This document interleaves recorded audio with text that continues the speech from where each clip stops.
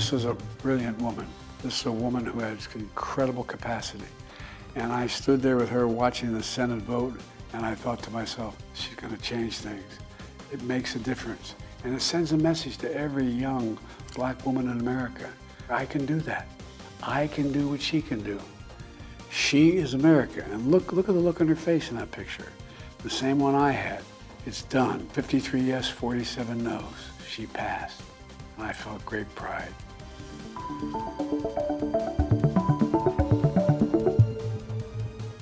I was determined. We had to do two things. One was unite our allies around the world, because the predecessor had just broken everything up, and I wanted very much to figure out how I get in touch with all those world leaders, all of whom I knew because I've been around a long time. Could we bring back this solidarity with the United States and NATO and other parts of the world? The second thought I had, I was intent on changing the dynamic of the way we did our economy. Instead of trickle-down economics, my dad used to say, nothing ever trickled down to his kitchen table. I wanted to make sure ordinary people had a shot. I was hoping that as we did that, my dad'd be proud. No American president ever gone into a war zone without the military guarding it. But I was determined to show up in Kyiv to let the world know we supported the Ukrainian people against Russian aggression. We were on a multi-hour ride into Kyiv. We couldn't fly in, we were afraid to get shot down. We went in on a train. It was a long time getting in, and the concern of the Secret Service was they were going to know we were here, that someone's going to do something to take out the train, but they didn't. I thought it was a show of support and resolve on the part of the United States of America. We are not leaving Ukraine to be ravaged by the Russians. And that look in my face there is one of absolute determination. We weren't turning around. No better way to show it than for an American president to get on a train on a multi-hour ride to say, we're with you.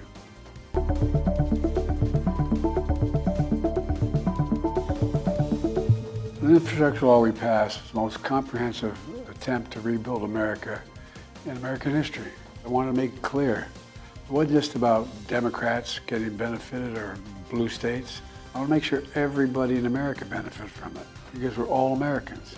And so this over $1 trillion bill over the next 10 years, more red states are benefiting than blue states. I knew when we passed these major pieces of legislation, they wouldn't come to fruition from the first administration because it takes time to build these bridges. It's going to increase commerce, it's going to increase economic growth, it's going to increase the ability of people to be with one another.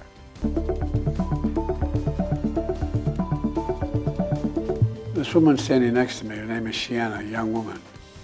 Her generation is going to live or die based upon what we do over the next 3, 4, 5, 6, 7, 10 years dealing with climate. From the time I got elected to the United States Senate, I worked on climate change. I thought that the only really existential threat to humanity is a change in climate. When we finally got the bill passed, I almost wish it wasn't called the Inflation Reduction Act. It provided for over $368 billion to deal with climate change, which is a threat to all humanity. And we got the legislation passed. It gave me such hope that we're going to be able to continue to make progress, and we are. I've committed that 30% of all federal lands and waters are going to be set aside permanently, so no development is allowed. When I leave office shortly, I'm not walking away from this issue. I'm going to be deeply involved in making sure we continue the fight.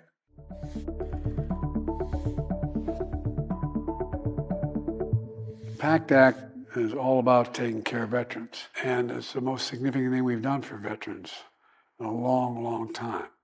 I got in trouble years ago as a young senator saying we had only one sacred obligation as a nation, those we send into harm's way, and care for them and their families when they come home. Her daddy was a victim of toxic waste coming off of these burn pits where he was stationed, just like my son Bo spent a year in Iraq near one of those burn pits, ended up with stage 4 glioblastoma. And I wanted her to know, of all the people there, the one who I thought was going to get the greatest benefit from what we did was her. So she's one of thousands of young children who are going to have part of their college paid for, part of their benefits cared for, because of the service of their father or their mother. It wasn't available before. If you couldn't prove that death was the consequence of what happened. I have here, she gave me a little note. She said, "Thank you, Mr. President, for being so nice to us." I have it on my desk.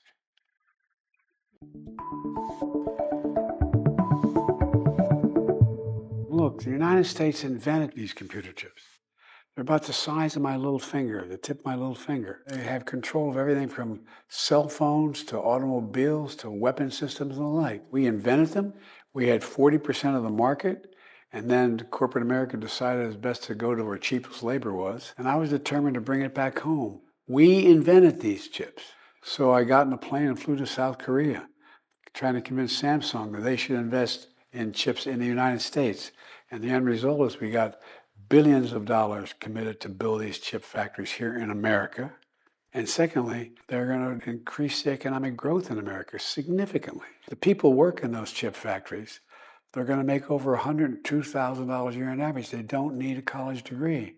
It's going to revolutionize communities all across America. It's not only the construction of the facility, which increases the need for skilled workers to build them, it also means once that's done, there's going to be a permanent workforce of thousands of people all across America making serious money. And when that happens, guess what else happens? More barbershops, beauty parlors, drugstores, churches, and communities grow around them. We provided more money for red states to build these than blue states. I think it's one of the most important things I was able to do.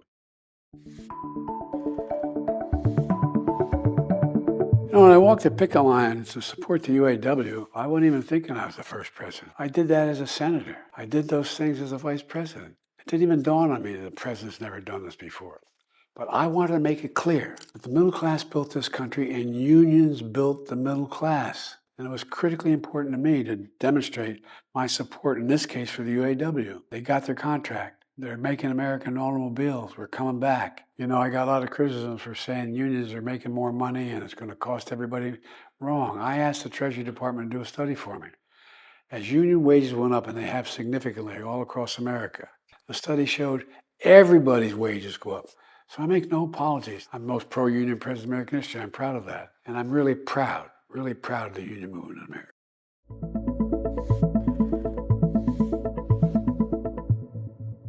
Well, this is a picture of me being handed a ball by my cousin from Ireland, Rob. He and his brother were two of the best players in the Irish club, and it was St. Patrick's Day. But what it meant to me was more than that. It was a tie to the past. It was our roots, the roots of my family. When we went to Ireland and they did this extensive genealogy, my family in Ireland, the Blewitts are from Mayo, and the other half from Louth, which is on the Irish Sea, the Finnegans. The ball meant to me more than just the game.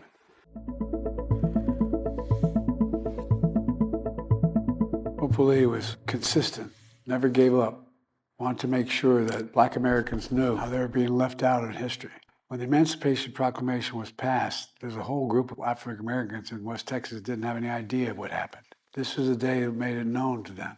Celebrate the fact that this occurred. We all are created equal and deserve to be treated equally throughout our lives. I wanted to make sure we knew that we were writing history, making sure we were not erasing it. We've never lived up to this ideal, but we've never walked away from it. Until you lose a part of your family, you don't really appreciate what it means when you're wondering whether or not you're ever going to see them again. And these are their family. This is their family. And I felt an overwhelming sense of accomplishment, being able to bring their parents home from Russia, being held unfairly. It was a complicated process to get it done. The guy that I've become friends with, Chancellor Schulz of Germany, he made it happen. He had to release a prisoner in Germany in order to get these men released. He met Jill at the Olympics, and he said, "I'm doing this for your husband." I'm reminded that the word of leaders matters, and I think building personal relationship with world leaders matters. I'm indebted to the Chancellor for what he did, but it mattered. We did it for them, they did it for us. That's what alliances are about. But look at the looks on their faces. To see them come home, to know that they came back, to know that they were going to be okay, mattered a great deal to me. I remember taking off my lapel pin and giving it to one of them, who was saying, "Welcome home." To quote my dad, he said, "Joey, family's the beginning, the middle, and end. Uniting families matters." I just felt so good about it. I felt a great deal of pride and a great deal of thanks to the Germans for releasing that prisoner. A lot of emotions that day. Standing with my son Hunter and my daughter Ashley and Jill. And the most searing one was my son Bo wasn't there. He was someone I relied upon. He was someone who really someday should have been taking that office, not me. I had my hand on the family Bible that's been around since the late 1800s. And all I could think about was, I just hope he was looking down. We're the first nation in the world built on an idea. The idea was we hold these truths to be self-evident, that all men and women are created equal. That's what we believe. I was asked by Xi Jinping when I spent 80 hours alone with him. And we're in the Tibetan Plateau, and he turned to me and he said, "Can you define America for me?" I said, "Yes, one word, possibilities. We're a nation of possibilities." That's who we are. That's what we never give up on.